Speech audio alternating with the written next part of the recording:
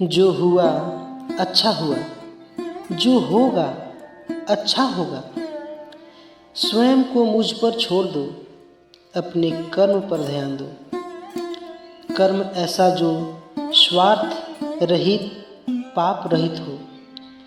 कृष्ण अपने भक्तों को कर्म का मार्ग दिखाना चाहते हैं। वह कहते हैं, अपने कर्म समाज के प्रति और मानव कल्याण के प्रति केंद्रित करते हुए करो।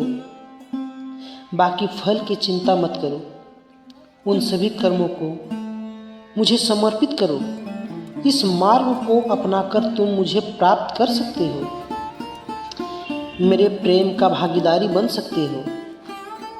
ज़्यादा हंसने और बोलने वाला व्यक्ति अगर चुप हो जाए तो मान लेना वह भीतर से टूट चुका है। जो व्यक्ति सदैव हंसता खेलता मुस्कुराता रहता हो, अगर वह अपने स्वभाव से भिन्न हो जाए, अर्थात चुप गुमसुम उदास रहने लगे, तो समझना अपने हृदय में एक पीड़ा है। उस पीड़ा ने उसे कमज़ोर बना दिया है। जिस व्यक्ति के पास संतुष्टि नहीं है, जिसे उसे कितना भी मिल जाए वह असंतुष्ट ही रहेगा। जिस व्यक्ति के पास संपूर्ण धन दौलत ऐश्वर्य वैभव सब है मगर संतुष्टि नहीं है, उस धन दौलत का कोई अर्थ नहीं।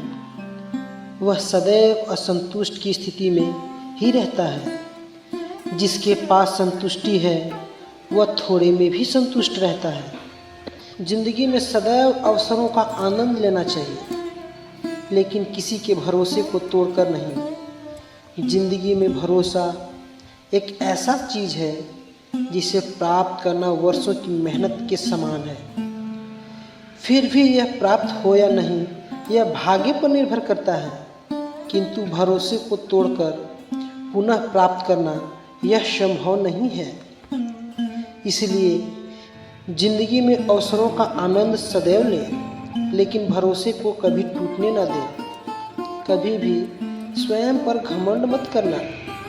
पत्थर भी भारी होकर पानी में अपना वजूद खो देता है। जो व्यक्ति अपने अहंकार से भारी हो जाता है, जिसमें अभिमान भर जाता है, वह उस पत्थर की भांति हो जाता है जो भारी होने के बावजूद भी नदी की धारा में डूबकर अपना अस्तित्व खो देता है। अगर ईश्वर तुम्हें ज़्यादा प्रतीक्षा करवा रहे हैं, हो सकता है जितना तुमने मांगा उससे ज़्यादा देने वाला हो। अगर किसी लक्ष्य, खुशी या सफलता की प्राप्ति में लंबा समय लग रहा है, प्रतीक्षा की अवधि अधिक है, तो हो सकता है आपकी अपेक्षा से ज़्यादा आपको मिलने वाला है।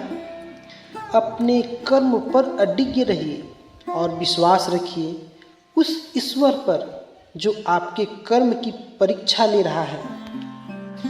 इस संसार में कुछ भी स्थिर नहीं है, परिवर्तन ही संसार का नियम है।